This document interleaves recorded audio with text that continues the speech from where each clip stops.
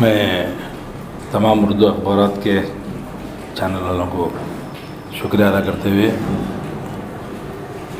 मुझे रिसेंट में 5 और 6 तारीख के दिन कर्नाटका माइनॉरिटी डिपार्टमेंट की जिम्मेदारी सौंपी गई है।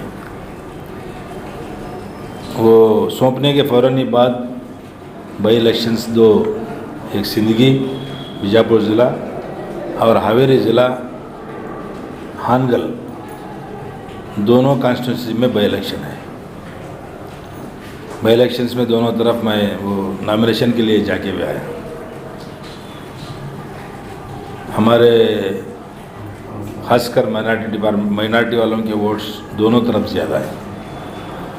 मिसाल के तौर पर हानगल में 40 पर 4,000 के करीब हमारे वोटर्स हैं, 30 पर 5,000 वोटर सिंदगी में है, बीजापुर ज़िले में। दोनों जगह जाके मैं इलेक्शन के नॉमिनेशन में हिस्सा लेके आया हूँ।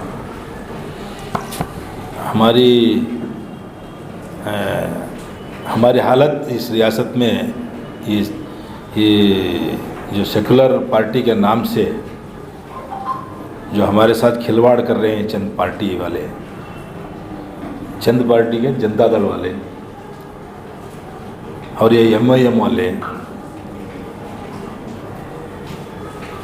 दोनों तरफ माइनॉरिटीज़ को दिए जनता दल वाले। इससे भी पहले बसों कल्याण में बाई इलेक्शन हुए थे, तो उस वक्त भी जनता दल वाले वहाँ पे बसों कल्याण में भी एक माइनॉरिटी को दिए थे। मैं हमारे देवेगौड़ा साहब से और हमारे कुमार स्वामी साहब से दरख्वास्त करता हूँ कि मोहब्बत सिर्फ उधर ही क्यों जिस जगह पर हमको हराना है। मोहब्बत इधर भी करना, हासन, मंडिया, मैसूर, बेंगलुरु, जिस जगह आप लोगों की वोट ज़्यादा है वहाँ पे हमको खड़ा करके जिताए तो मोहब्बत है बल्कि समझते हैं। ये हमारे साथ टोटली खिलवाड़ है। सबसे पहले आपको मुबारकबाद, आप यहाँ पे नए चेयरमैन मुंतखब हुए हैं और साथ ही साथ दिल्ली में प्रतापगढ़ी भी मुंतखब हुए हैं। सवाल ये होता है सर, अब जो बाई इलेक्शन कर्नाटक में तो सिंदगी और हानगल का JDS ने एक सबूत पेश किया है माइनॉरिटीज़ को टिकट देकर। वो एक नेशनल पार्टी है जो सेक्टर में एक बार प्राइम मिनिस्टर बनी थी, 3 बार कर्नाटक में सरकार बनी थी। तो आप किस बेस पे आप ये कहते हैं कि वो बीजेपी की बी टीम है जो हमेशा कांग्रेस इल्ज़ाम लगाती है JDS पर? मैं बी टीम बोल के नहीं बोला हूँ। प्यार मोहब्बत जो हमारे लोगों के साथ बढ़ रहा है उनका, ये इधर भी दिखाए थे तब हम लोग उधर मारेंगे, सिर्फ हराने के लिए नहीं। आप लोग पार्टी में आपके 30 पर 8 40 जीत के आते नहीं, उसमें 3-4 हमारे जिता के दिखाना उधर। जिस जगह आप लोग उनको कम दोनों मिलके बात करके जो हराना चाहते हैं, आप कॉन्ट्रैक्ट लेके कितने में हराना है, कब हराना है, कैसे हराना है, ये करके आए तो ये प्यार मोहब्बत है क्या है? ये ऑल इंडिया पार्टी करने का काम है, सेकुलर पार्टी करने का काम है। किसको नहीं मालूम होता कि हराने के लिए खड़ा किए। और हर एक चीज़ में भी क्या हम लोग इतना आसान है क्या? हमको हर पार्टी वाला हमको बेचता जाएगा क्या? काम तो पैसे का काम कुछ नहीं करते, लेकिन बेचने का काम कायम है। ये हम लोग बहुत दिन तक ये नहीं करेंगे, कुछ दिन पहले हमने JDS के कार्यालय में कुमार स्वामी से हमने सवाल किया था कि जो आप टिकट इलेक्शन में अनाउंस करते हो माइनॉरिटीज़ का, आपको मैसूर बैठक में हासिल करने क्यों नहीं? उन्होंने कहा कि 14 तारीख के जनवरी को टिकट अनाउंस करने वाले 125 का आप उसमें चक्कर लेना, कम से कम 20 अनाउंस करेंगे। अभी के लिए पहला सबूत तो ये दे रहे हैं माइनॉरिटीज़ को टिकट देकर। और दूसरा सवाल आपका जोड़ लेता हूँ सर, आप क्योंकि वहाँ कोई माइनॉरिटी के कैंडिडेट खड़े, किस तरह से आप लोगों को कन्विंस करेंगे कि मुसलमान कैंडिडेट को ना देते हुए कांग्रेसी कैंडिडेट को वोट दें? क्योंकि हमारा रिप्रेजेंटेशन ही कम है असेंबली में देखा जाए तो। जिस जगह जीतते जिताते हम लोग वहाँ पे रिप्रेजेंटेशन लेने की कोशिश करना है। और ये आगे के एश्योरेंस का जो है, ये लोग हमको 70 साल से चॉकलेट देते आए, ये चॉकलेट अब नहीं चलेगा, ये चॉकलेट अब खरा हुआ है। इससे पहले अगर करते तो हम लोग मानते कुछ कर सकते हैं, देखेंगे बोलते।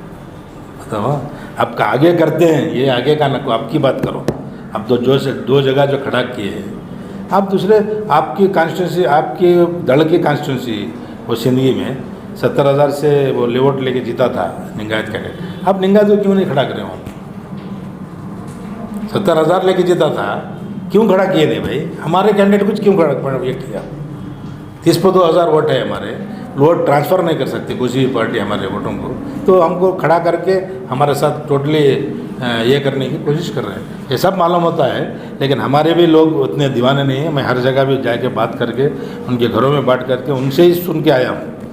नहीं सर, हम लोग फैसला लिए हैं। सर, हमने हमेशा देखा है कि कांग्रेस हर रैली में कहती है कि अगले चुनाव में कांग्रेस के लिए मौसम अच्छा है, मौसम अच्छा है। कौन सी मेट्रोलॉजिकल डिपार्टमेंट ने आपको सर्टिफिकेट दी कांग्रेस आने? क्योंकि हम देख रहे हैं कि यहाँ की जो पेरेंट पार्टी जिसमें सिद्धरामैया और डी के शिव कुमार की इनफाइटिंग इतनी चल रही है, माइनॉरिटीज के जो बड़े नेता इनमें तालमेल नहीं है, साफ नजर आ रहा है। पॉलिटिकल रैलीज में हम देख रहे हैं। अब आप नए चेयरमैन आए माइनॉरिटी के चेयरमैन बनकर, क्या रहेगी आपकी स्ट्रैटेजी इन तमाम माइनॉरिटी के नेताओं को एक प्लेटफॉर्म पर लाकर पब्लिक को मुत्तहिद करने की कोशिश करेंगे?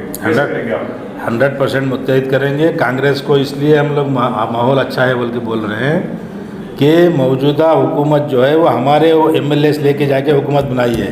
ये उनके MLA नहीं है, ये हमको हमारे पैदा किए हुए MLA हैं। ये हमारे 18 लेके गवर्नमेंट बनाई है। गवर्नमेंट बनाने के बाद जिस वक्त हमारे सिद्धरामैया साहब जो प्रोग्राम दिए थे, माइनॉरिटी कॉलोनीज डेवलपमेंट, बच्चों को स्कॉलरशिप्स, 7 केजी चावल हैं, और वक्फ बोर्ड में हमारे जितने भी खबरस्तान मसाजिद हैं उसको ग्रांट्स देते थे, ये सब ये लोग टोटल बंद करते आए हैं, बंद कर ले आए। इसके पहले भी जो है हम लोग बहुत बार उनको रिप्रेजेंटेशन भी दिए येडियुरप्पा के ज़माने में भी, लेकिन ये लोग कुछ करने वाले नहीं, क्योंकि उनका मकसद ही हमारे खिलाफ करो और वोट लो का मकसद है। हम इनसे उम्मीद नहीं करते, लेकिन इसलिए कांग्रेस से उम्मीद करते हैं कि पिछली गवर्नमेंट में जितने प्रोग्राम्स हमारे लिए दिए हैं, 1400 से 3200 रुपये, 3200 करोड़ रुपए माइनॉरिटीज़ को जो दे के हर जगह रोड्स, रूरल एरियाज़ में रोड्स काम किए, खबरस्तानों में कंपाउंड डलाए, उर्दू स्कूलों की बिल्डिंगें बनाए, और जो चावल का प्रोग्राम है वो तमाम कम्युनिटी को आता है, हमारी एक ही नहीं, बैकवर्ड क्लास माइनॉरिटीज़ ने, मेजर कास्ट, हर कास्ट को भी आता है। ऐसे जेडीएस में तकरीबन 3 वीक से जो है माइनॉरिटी का मेंबरशिप ड्राइव चल रहा है, जिसमें हज़ारों की तादाद में आप लोग जुड़ चुके हैं और हम लोग जो है रेगुलर उनका कवर कर रहे हैं। तो क्या कांग्रेस इतनी कमज़ोर हो चुकी है या जेडीएस इतनी ताकतवर हो चुकी है कि लोग कांग्रेस छोड़कर जो है जेडीएस में आए? आने वाला इलेक्शन उसका रिजल्ट देता है। पिछली बार हम दिखा चुके हैं ऑलरेडी। पिछली बार जो है 90% हम एक तरफ वोट दिए, तब जाके 80 पर 8 आदमी जीत के आए थे।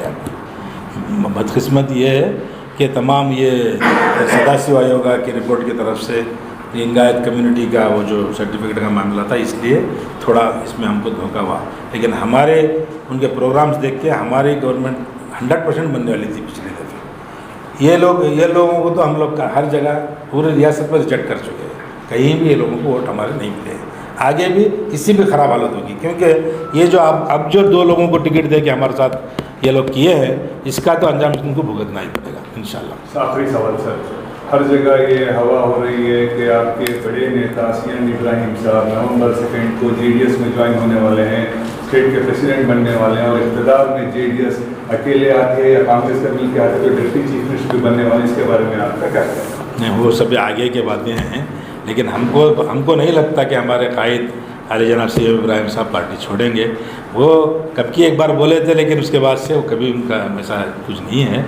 अखबार वाले, टीवी वाले उनका थोड़ा चला रहे हैं, बस वो कुछ वैसा होने वाला नहीं है। हम लोग हमेशा मिलते रहते हैं, रोज़ 2 दिन 3 दिन में जब भी बेंगलोर आता हूँ उनसे मुलाकात करते रहता हूँ। कल ने परसों में बात किया कि 2 बाई इलेक्शन में जाने के ताल्लुक से, ऐसा कुछ नहीं है। ये ऐसे ही अखबारों में इब्राहिम साहब, आप कह रहे हैं कि CM इब्राहिम साहब हानगल और जिंदगी में नजर आएंगे कांग्रेस के प्लेटफॉर्म पर, क्या ये सही बात है? आज जाके बुलाने वाला हूँ, बात करने वाला हूँ उनसे।